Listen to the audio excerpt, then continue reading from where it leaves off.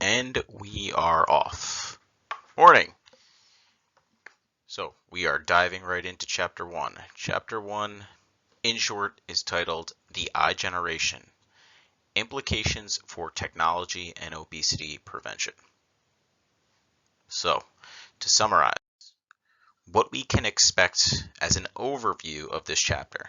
I mean, you could view it as an introduction, you could view this as a conclusion, and I'm going to read this. In a world full of vast new technologies and limitless information, some saw a problem. Incoming students no longer processed information like students of old. Outdated teaching methodologies were failing, and further, physical education policies were not meeting their purpose, which was to prepare students to lead healthy and active lives. Therefore, it is our responsibility in this class to recognize these shortcomings and inevitably create solutions to improve classroom outcomes. Get students to live healthier lives. That is our goal outcome. So I start with this for a very specific reason. I like creating PowerPoints where we kind of know what to expect for the rest of the PowerPoint. And I'm going to circle back to this little paragraph in a second. Let's start with some stats from early on in your text that can be very powerful. Elementary school age students are now spending between 5 to 9 hours per day using technology. The text starts by really discussing how much technology is used, and it's not just elementary students of today. I would argue that even you guys who are now 19, 20, 21 years old really used a tremendous amount of technology compared to about 20, 30 years ago, maybe when I was in elementary school, right? And I think you guys should be able to relate to some of these usages. I am constantly joking around with my niece and asking her how many hours per day she spent on Instagram or Snapchat or TikTok. And the numbers are pretty alarming. Taking it a step further, texting, internet, and music. These are over 2 hours per day. Additionally, internet access is available in about 75% of homes. This is very different from 5, 10, and very different from 20 years ago, which was not always the case. And while not every house may have multiple computers, 81% of middle school students now have a phone of some sort, and usually these phones can really act as computers. Most of them have internet access where you could do a quick Google search and have this very ease to access information. So because of this, we have to recognize a few things. The learning characteristics of incoming students is very different than the learning characteristics of students of old. And, I started this presentation by really presenting this paragraph. This paragraph was put in for a reason. I do think storyline teaching can be helpful for students, where we lay out this world full of technology, which is what we have.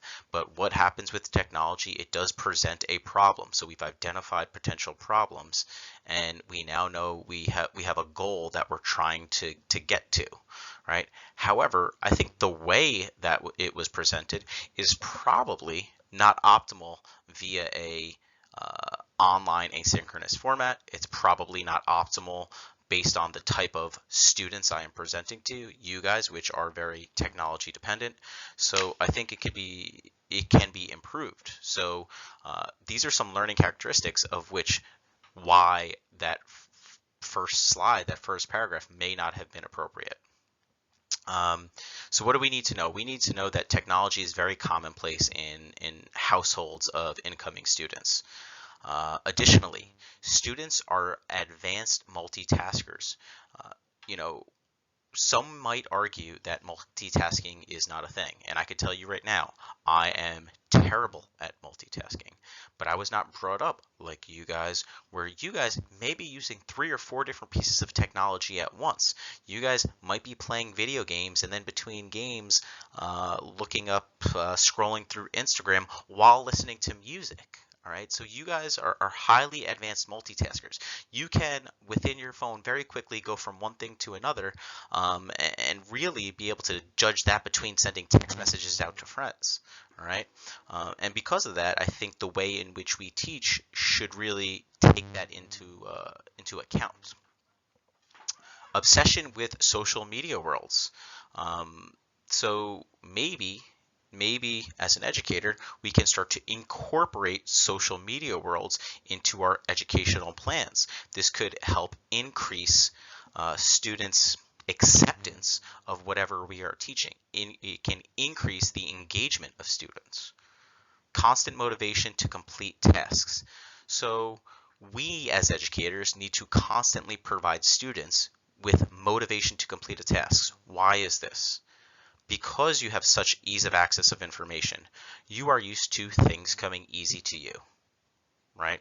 When things can become challenging, people are more likely to give up quicker on a challenging task. So they need to be motivated more than a student of old, where if you think a long time ago, let's say internet was not around. We're talking about the early 1980s, right? Mid 1980s, internet was not around. When a student had to solve a problem, they might go to the library. They might look up textbooks on a given topic. They might spend hours in various textbooks trying to find the solution to a given problem.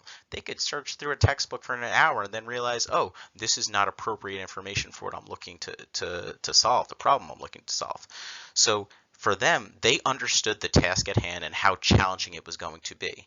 For incoming students now, where they can Google anything and sometimes get the answer very quickly, it's very different because they're going to struggle with tasks that are more arduous.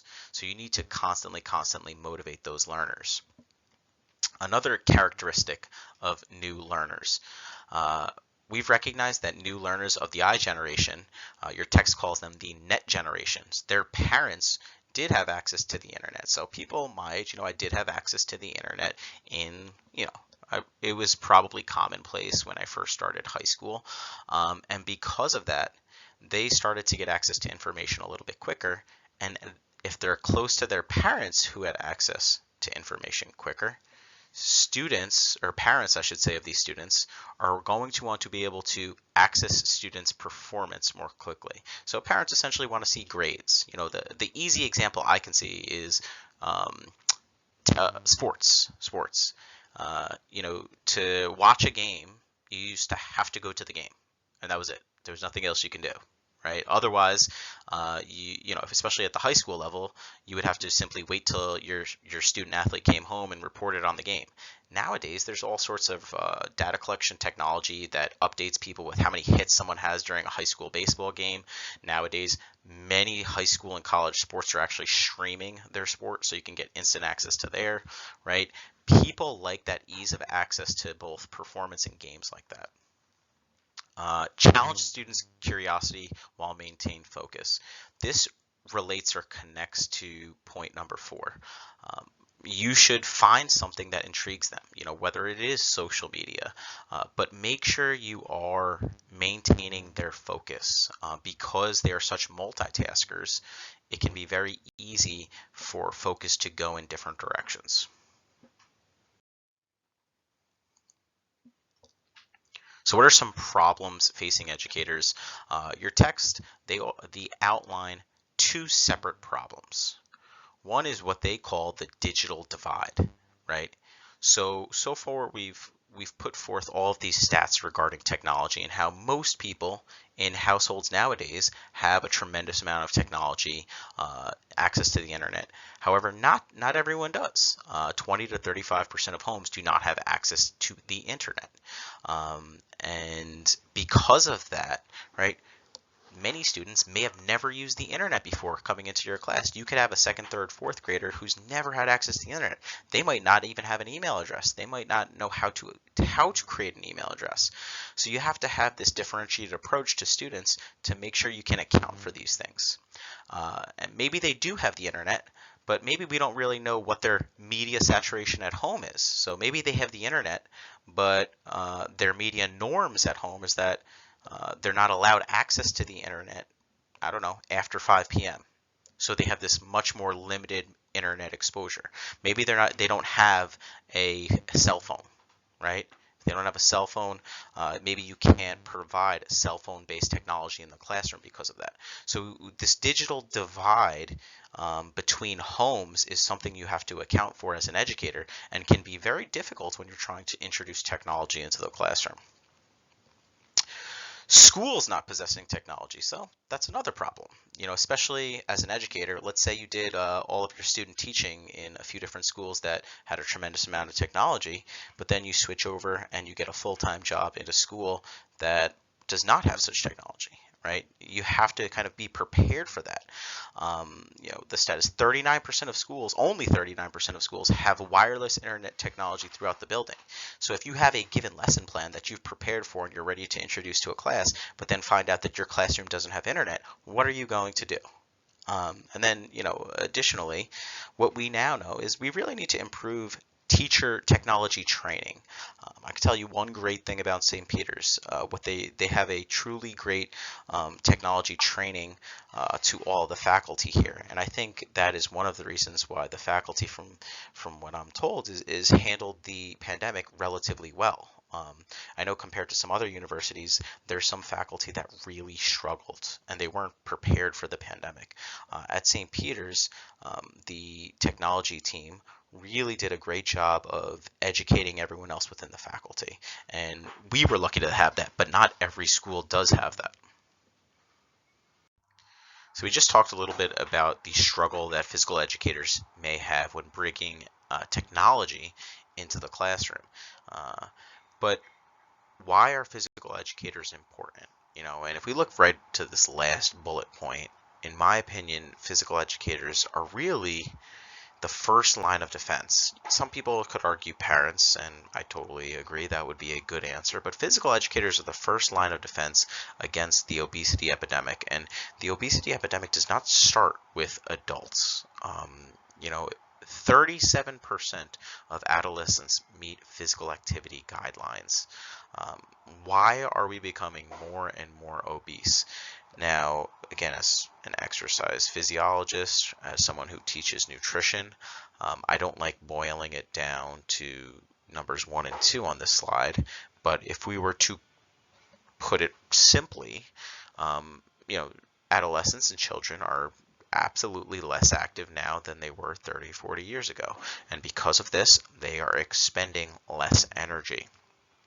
In conjunction with this, they are usually eating when they are sitting behind a screen, whether it's on the iPhone or whatever it is. If I look at my daughter, I could give her my iPhone and she says, "Oh, Daddy, can I have snacks?" And I'll make her, a little plate of snacks, whatever it is. Maybe it's some goldfish, maybe it's some cookies, and she'll sit and she'll eat some goldfish while watching her little iPhone that she has. She's 4 years old. So if we had to boil it down to just these two things, and again, it's much more than this, these are two major reasons. We know that the average caloric intake has gone up. In 1987, we were having just shy of 1,800 calories per day. It has went up almost 300 calories per day. While that may not seem like a lot, I can tell you that could be the difference between weight maintenance and a tremendous amount of weight gain over the course of a year. So I think it's very important that we start to consider the amount of the energy that we're not burning when we're behind a screen, and the increase in caloric intake when we are behind the screen. So the Horizon Project has released some technology policy recommendations and things that we have to consider. First, once again, going to this bottom bullet point, we have to recognize that whatever policy we do enact it absolutely has to be fluid.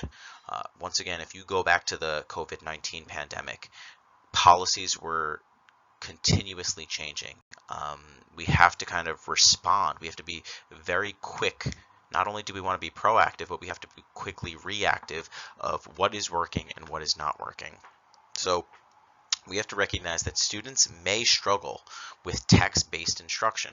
So as educators, some of you guys, and remember, this is all on average, some of us may be more in tune with text-based learning. However, we're learning that more and more students do struggle with text-based instruction. We need to address when technology is appropriate and when it is not. So sometimes technology is appropriate. When do you tell students in the classroom to stay off their phones? Phones have become an absolute staple. They are, they're basically another appendage, right? With kids. When do we tell them to take phones out of their hands? What about music, right? I am not too big on, telling students to put their phones away, but music is mostly inappropriate in many settings. Maybe if you're running the mile in physical education class, maybe you allow them to use music, maybe not. But we have to consider when it's appropriate and when it's not. Could music be a safety issue, right? Maybe something along those lines. Recognize that students often use cloud delivery systems. So we have to be proficient in things like using Google Sheets, Google Docs, Google shared documents. These cloud delivery systems can be powerful tools, and when you are working collaboratively, which we know that students on the next bullet point, collaborative work is necessary, cloud delivery systems can be very powerful.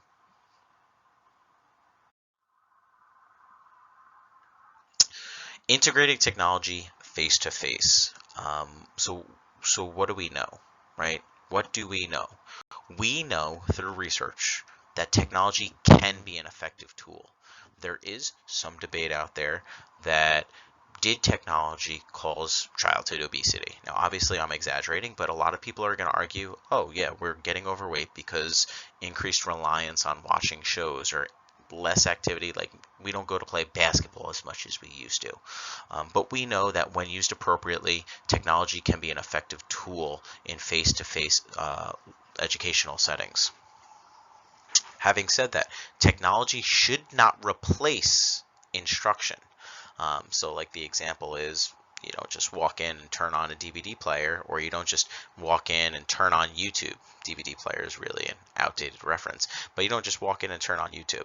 Now, for me for instance, I absolutely will occasionally play YouTube. It might represent, I don't know, 5% of my classes, but I do think it can be powerful, but it shouldn't replace actual instruction. We have to be careful. We have to make sure that students have equal exposure to technology. So what does this mean? In a physical education class, maybe you only have maybe you don't have enough devices to go around for the entire classroom. We have to build in a plan on how we can adequately share technology. And this is another downfall depending on what school you're in, if they have appropriate technology. And then lastly, kind of for you guys, is that data collection and documentation. We have a lot of tools that can help record data that can make things a lot easier for you guys. So for me, like when I'm working with you guys, guess what? Edpuzzle. Edpuzzle can help collect your grades much easier than for me. What else do we use? We use Blackboard. Those are just some clear examples. All right. Your assignment for the week, your discussion board assignment. This is on pages 13 through 15 of your text. Review components of state, district, or school-based educational policies related to online physical education offerings. So keep in mind that these policies on pages 13 to 15 are meant for online phys ed offerings. Think about that. Think about how you feel about online physical education offerings. Now there's three kind of subcategories within this area. Within each subcategory, identify how one of the bullet points can be a significant benefit to physical education, but also what's a potential downside, right? So I listed the subcategories at the bottom here. So I want one pro and con kind of addressing what we think about each of these subcategories. If you guys have any questions, or if you don't have your text by now, which you should, please let me know because you absolutely need the text. That's it for today.